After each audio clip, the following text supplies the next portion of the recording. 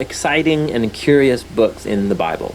The story is set over 100 years after the Babylonian exile of the Israelites from their land. And while some Jews did return to Jerusalem, remember Ezra and Nehemiah, many did not. And so the book of Esther is about a Jewish community living in Susa, the capital city of the ancient Persian Empire. And the main characters in this story are two Jews, Mordecai and then his niece Esther. And then there's the king of Persia, who's something of a drunken pushover in this story. And then there's the Persian official Haman, the cunning villain. Now this is a curious book in the Bible, mainly for the fact that God is never even mentioned, not once. Which might strike you as kind of odd. I mean, isn't the Bible about God? But this is a brilliant technique by the author, who's anonymous, by the way.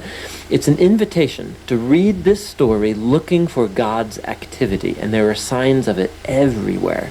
The story is full of very odd, quote, coincidences and ironic reversals, and it all forces you to see God's purpose at work, but behind the scenes. Let's just dive into the story. The book opens with the king of Persia throwing two elaborate banquet feasts that last a total of 187 days, and it's all for the grandiose purpose of displaying his greatness and splendor. On the last day of the banquet feast, he's really drunk, and he demands that his wife, Queen Vashti, appear at the party to show off her beauty. She refuses, and so in a drunken rage, the king deposes Vashti and makes the silly decree that all Persian men should now be the masters of their own homes. Then he holds a beauty pageant because he wants to find a new queen. This is like a really bad soap opera. But it's right here that we're introduced to Esther and Mordecai. Esther hides her Jewish identity and enters the beauty pageant and wins.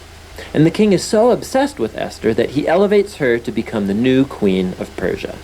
Now after this, and even more serendipitous, is the fact that Mordecai just happens to overhear two royal guards plotting to murder the king.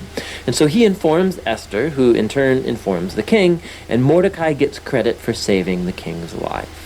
Now right here from the beginning, God's not mentioned anywhere, but this all seems providentially ordered. What is it that God's up to? You have to keep reading. We're next introduced to Haman, who's not actually a Persian. He's called an Agagite. He's a descendant of the ancient Canaanites. Remember 1 Samuel chapter 15. The king elevates Haman to the highest position in the kingdom, and he demands that everybody kneel before Haman. Well, when Mordecai sees Haman, he refuses to kneel, which of course fills Haman with rage. And when he finds out that Mordecai's Jewish, Haman successfully persuades the king to enact this crazy decree to destroy all of the Jewish people. And to decide the date of the Jews' annihilation, Haman rolls the dice. A die is called pur in Hebrew. Tuck that away for later. 11 months later, on the 13th of Adar, all the Jews will die. Haman and the king then have a drinking banquet to celebrate their really horrible decision. So the focus now turns to Mordecai and Esther, who are the only hope for the Jewish people. They make a plan that Esther is going to reveal her Jewish identity to the king and ask him to reverse the decree. But approaching the king without a royal request is, according to Persian law, an act worthy of death. So in a key statement, Mordecai, he's confident that even if Esther remains silent, that deliverance for the Jews will arrive from another place. And then Mordecai wonders aloud. He says, who knows? Maybe you've become queen for this very moment. Esther responds with bravery, and she purposes to go to the king with her amazing words, if I perish, I perish. Now in what unfolds, we watch the ironic reversal of all of Haman's evil plans. So Esther hosts the king and Haman at a first banquet, and she says that she wants to make a special request of both of them at an exclusive banquet the following day. So Haman leaves the banquet totally drunk, and he sees Mordecai in the street. He fumes with anger, and he orders that a tall stake be built so that Mordecai can be impaled upon it in the morning. It seems like things can't get any worse for the Jews and for Mordecai. But all of a sudden, the story pivots. It just so happens that night, the king, he can't sleep. And he has the royal chronicles read to him for good bedtime reading. And he just happens to hear about how Mordecai had saved the king's life. He had totally forgotten.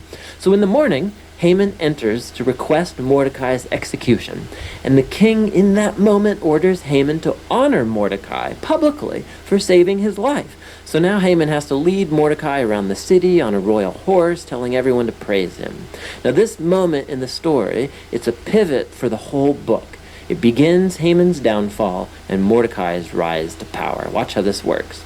The day after is Esther's second banquet. So the king and Haman arrive, and Esther informs the king that first of all she's Jewish, and second that Haman has enacted a decree to murder her, and to murder Mordecai, who saved his life, and to murder all of the Jews. Now the king's had a lot to drink, so when he hears this news, he goes into yet one more drunken rage, and he orders that Haman be impaled on the very stake he made for Mordecai. It's ironic and a grisly way for Haman to go. Haman's execution, however, doesn't solve the problem of the decree to kill all of the Jews. So the focus now turns to Esther and Mordecai as they make a plan to reverse the decree. They discover that the king can't revoke a decree that he's already made. So instead, the king commissions Mordecai to issue a counter-decree. On the appointed day that all of the Jews were supposed to be killed, the 13th of Adar, now the Jews are ordered to defend themselves and to destroy any who plotted to kill them. Then Mordecai, Esther, and Jews everywhere hold banquets and feasts to celebrate this new decree, and Mordecai is elevated to a seat beside the king. Eventually, the decreed day comes, and the Jews triumph over their enemies. First, they destroy Haman's family, and then any other Persian officials who had joined in Haman's plot. And then on a second day, they get permission to destroy any who plotted against them throughout the entire kingdom. This results in joy and celebration as the Jews are rescued from annihilation. The story then tells about how Esther and Mordecai established by decree this annual 2-day feast of Purim to commemorate their deliverance from destruction. And the name of the feast comes from Haman's dice. Remember? Purim. The book concludes with a short epilogue as Mordecai is elevated to second in command in the kingdom, and we are told now of his royal greatness and splendor as the Jews thrive in exile. Now, step back. Notice how this whole story has been designed. The story was full of moments of ironic reversal, but we can now see the whole story is structured as an ironic reversal, right down to the details. So the king's splendor and feasts and decrees are mirrored by Mordecai's splendor and feasts and decrees at the end. Esther and Mordecai, they first saved the king, but now in the end they save all of the Jews. Then you have Haman's elevation and edicts and banquet that gets reversed by Mordecai's elevation and edict and banquet. And then at the center you have Esther and Mordecai's planning scenes, and then Esther's 2 banquets that act as a frame around the greatest moment of reversal in the whole story: Haman's humiliation and Mordecai's exaltation. Beautiful. Another fascinating feature of this book is the moral ambiguity of the characters. There's a lot of drinking and anger and sex and murder, of which Mordecai and Esther are a part. Not to mention their violation of many commands in the Torah, like marrying Gentiles or eating impure foods. And so the story's not putting Mordecai and Esther forward as moral examples, as if it endorses all of their behavior. But they are put forward as models of trust and hope when things get really bad. And so the book of Esther comes back to that question with which we began: why God is not mentioned. The message of this book seems to be that when God seems absent, when his people are in exile, when they're unfaithful to the Torah, does this mean that God is done with Israel? Has God abandoned his promises? And the book of Esther says no.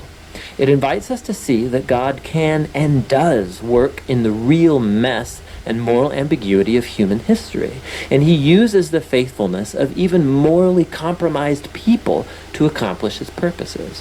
And so the book of Esther asks us to be willing to trust God's providence even when we can't see it working, and to hope that no matter how bad things get, God is committed to redeeming his world. And that's what the book of Esther is all about. Next is the book of Job.